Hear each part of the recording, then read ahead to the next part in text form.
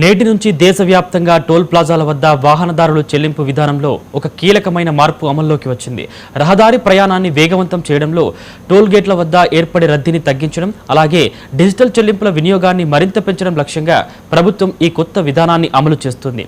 దీని ద్వారా దేశవ్యాప్తంగా ఉన్న ప్రధాన రహదారులపై ప్రయాణం మరింత సులభంగా, వేగంగా మారుతుందని అధికారులు భావిస్తున్నారు.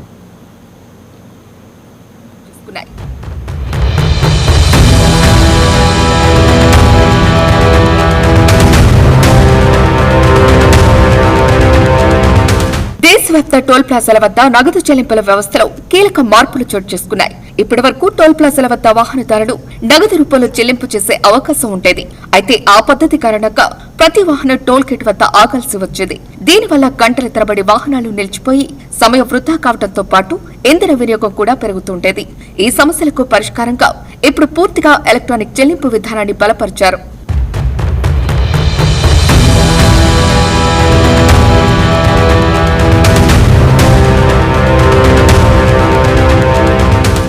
కొత్త నిబంధనల ప్రకారం ఇకపై టోల్ ప్లాజాల వద్ద ఉన్న అన్ని మార్గాలు ఎలక్ట్రానిక్ చెల్లింపు ఆధారిత మార్గాలుగానే పనిచేస్తాయి.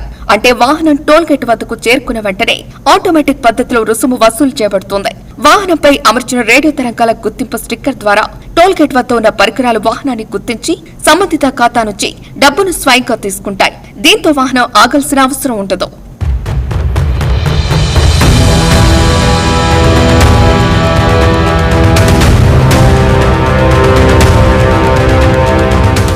అయితే వాహనదారుల వద్ద ఈ గుర్తింపు స్టిక్కర్ లేకపోయినా, అందులో సరిపడా నిల్వ లేకపోయినా వారు టోల్ లైన్లోకి ప్రవేశిస్తే అధిక రుసుము చెల్లించాల్సి ఉంటుంది. సాధారణ రుసుముతో పోలిస్తే సుమారు 1.5 నుంచి 2 వరకు అదనంగా చెల్లించాల్సిన పరిస్థితి ఏర్పడుతుంది.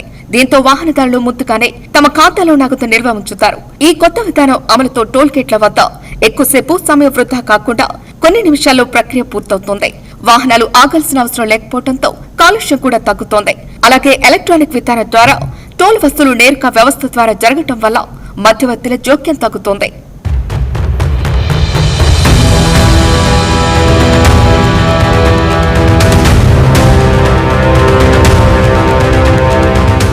టోల్ ప్లాజాల వద్ద నగదు చెల్లింపుల పద్ధతి క్రమంగా తగ్గిపోతూ పూర్తిగా డిజిటల్ ఆధారిత విధానం వైపు దేశం అడుగులు వేస్తోంది. ప్రారంభంలో కొంతమంది వాహనదారులకు ఇది కొత్తగా, కొంత అసౌకర్యంగా అనిపించవచ్చు. కానీ దీర్ఘకాలంలో చూస్తే ఇది సమయాన్ని ఆదా చేసేలా, అలాగే ఖర్చును తగ్గించే ఒక సమర్థమైన వ్యవస్థగా మారుతోందని నిపుణులు చెబుతున్నారు.